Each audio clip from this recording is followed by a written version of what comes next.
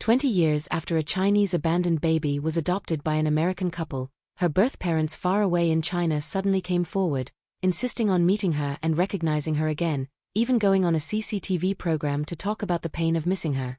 Her American parents, having no other choice, could only let their daughter return to China to meet her birth parents.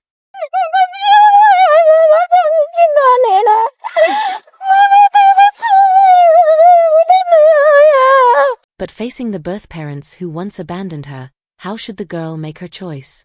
The girl's name is Katie, and she also has a Chinese name, Su Jingji. In 1995, when she was only 3 days old, she was abandoned by her birth father in a vegetable market in Suzhou. 当时呢，她没有哭，睡着了。当时我轻轻地吻了她一下，我知道这是最后的告别了。 Later, the girl was found by a kind passerby and sent to the local welfare institute. 1 year later, a wealthy couple from the United States came all the way to China and adopted her, giving her the name Katie. Unlike typical Chinese parents, her American dad and mom never required Katie to learn anything specific. Compared with lecturing, they paid more attention to guidance and started cultivating Katie's interests and hobbies from an early age. With the care of her dad, mom, and 2 older brothers, Katie soon grew into a lively and confident little girl. Although the neighbors around them were all very friendly, her Asian face still made Katie realize that she was different.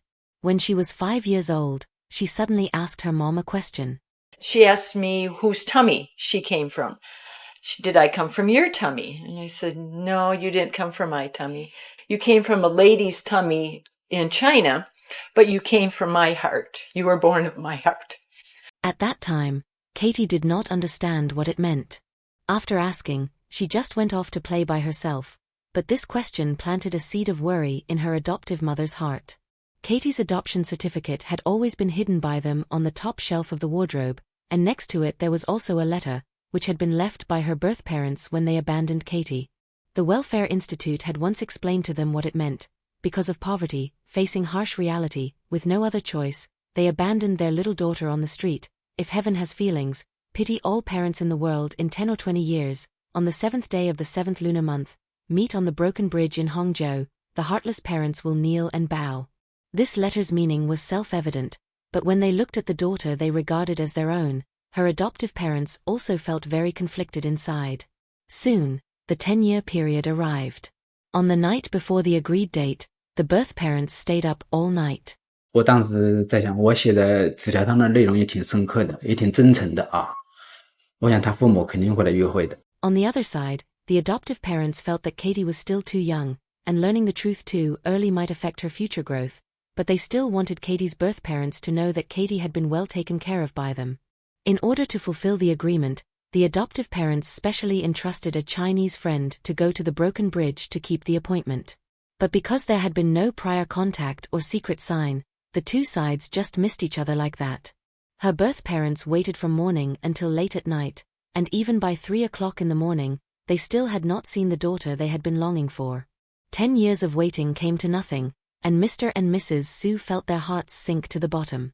In order to find news of their daughter, they specially went on a family search TV program, hoping that through the media, the adoptive parents would see how much they were suffering from missing her. 回头想想有没有觉得你们俩挺狠心的？ The adoptive parents were shocked when they saw the program. And we were stunned. I was stunned and Ruth was petrified. The adoptive mother was worried that after being exposed by the media, gossip and online rumors would affect her daughter's life, and at the same time she was also afraid that their daughter would be taken back by her birth parents just like that, so they chose to hide it from Katie. Meanwhile, on the other side of the world, Mr. and Mrs. Su went to the broken bridge to wait every weekend, often staying there for a whole day. Slowly, hope turned into disappointment. The child was their own flesh and blood, how could they not love her? Facing the camera, Mr. and Mrs. Su explained the difficulties they had back then. It turned out that because of the policies at that time, having a second child would mean facing very heavy fines for having more than the allowed number of children. The couple already had one daughter, but when they heard the fetal movements, they could not bear to abort the baby, so they secretly gave birth to the child. 我当时嘛，我在村上给小娟子生下来的时候，我心里想，我们找一个认识的人嘛，将来过一段时间好去看看。就是走也走不到，2个没办法，我跟我们老公商量，我们就放在那个苏州菜场吧。 However, a moment of helplessness brought them a lifetime of guilt. In the following 10 years, Mr. and Mrs. Su never stopped searching for their daughter. As time went by, Katie slowly grew up and finally learned about her background from her adoptive parents. That night, she hid in a corner of the library and watched related materials and documentaries. Seeing those faces on the screen that were both unfamiliar and familiar, a feeling that came from blood ties surged up in her heart, and Katie could not hold back her tears. The young girl had been raised very well by her adoptive parents. After learning everything, she did not resent her birth parents. Instead, she felt heartbroken for all the years they had spent running around and living with guilt. So when she was 20 years old, Katie decided to go to China to meet her birth parents. Her adoptive parents respected their daughter's decision. Before she left, her American mom helped her pack her luggage, and the whole family took her to the airport together. In order to let their daughter go to the meeting with no distractions, they did not travel with Katie. On the other side of the world, Mr. and Mrs. Su, who had been waiting for 20 years, had been excited for days. But on the day before the meeting, Mr. Su did not know how to face the daughter he had personally abandoned back then. 你说我和他见面我能说什么？说对不起有用吗？没用，10000个对不起都没用。 No matter how much he said he was sorry, it would not help. All he could do was cherish this regained family bond even more. Early the next morning, Mr. and Mrs. Su took their older daughter to Westlake. On the way, they could not help imagining the scene when they finally met. 想象的场景，我应该看到我肯定情不自禁的肯定要扑上去吧，请求女儿的原谅。路上没有车吧，一辆车都没有。然后我最快的速度来到他的面前，想对他说：“宝贝，我爱你。” 想和他说说话，聊聊天，问他过得好不好。 At this time, Katie had also arrived in Hangzhou. While she was waiting for transportation, she saw a Chinese girl celebrating her birthday. At that moment, she could not help imagining what her life would have been like in another version of her story. On the Qixi festival, the broken bridge was crowded with people coming and going, and her mom recognized her daughter from far away.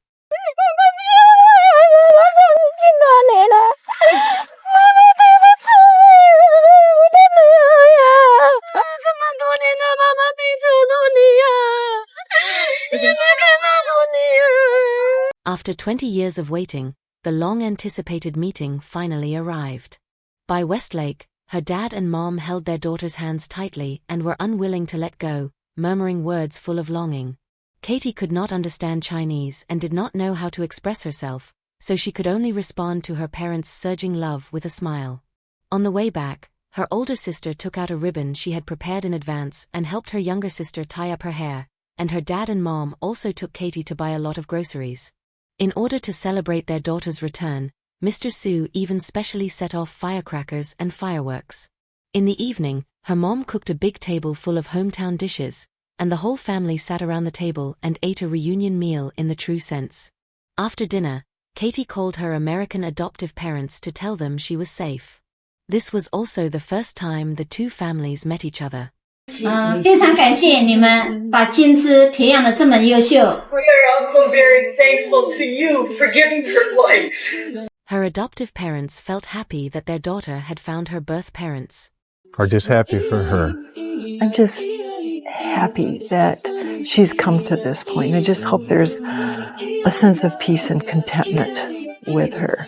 The next day, the whole family went to the vegetable market where Katie had been abandoned back then. Mr. Su pointed out to his daughter the exact spot where he had left her and told her about the pain and helplessness he had felt at the time. Katie just listened quietly, without a trace of blame in her heart. She was able to understand the difficulties her parents had faced back then. In the following days, Katie lived like an ordinary family's daughter, accompanying her parents on walks and playing violin pieces for them. Seeing that their daughter had been raised so well by her American adoptive parents, Mr. and Mrs. Su felt a mix of many emotions in their hearts. Because Katie still had not finished her studies, she could not stay in China for long, and Mr. and Mrs. Su did not try to keep her.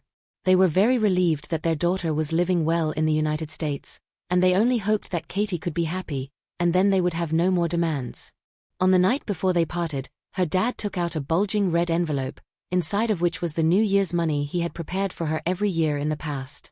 Although Katie did not understand this custom, she knew that this was the love her birth parents had been holding on to for all these years. When the day of parting came again, the whole family went to the airport to see her off. Compared with 20 years ago, this farewell was much lighter, because this time, their next meeting was no longer so uncertain. After several transfers, Katie finally returned to the United States. As soon as she got out of the car, her 2 older brothers gave her a big hug, just as if she had only gone on a trip. The whole family smiled as they listened to Katie tell them about her journey to the broken bridge. Later, Katie began studying Chinese at university, and her birth parents sent her greeting messages every day. From then on, Katie not only had a pair of adoptive parents who loved her dearly, but also gained another share of love from across the ocean. Returning to this story itself, the people most worthy of respect are actually not the birth parents who held on for 20 years, but the American adoptive parents who quietly gave for 20 years. They had no obligation, yet they took on all the responsibility. They had no blood ties, yet they gave Katie a real family. They did not love her out of guilt, but used their daily companionship and every choice to show what unconditional truly means. As for her birth parents, their situation indeed deserves sympathy. They were crushed by their era, by policy, and by poverty, and that is true. But when they left a 3-day-old baby in a vegetable market, that kind of hurt is also undeniable. Not every moment of helplessness can become a reason. Not every sad story can erase the consequences. Katie is the one who is the most innocent, yet also the bravest. She did not let the past turn into resentment, nor did she let blood ties become shackles. On the contrary, she chose understanding and chose to keep moving forward.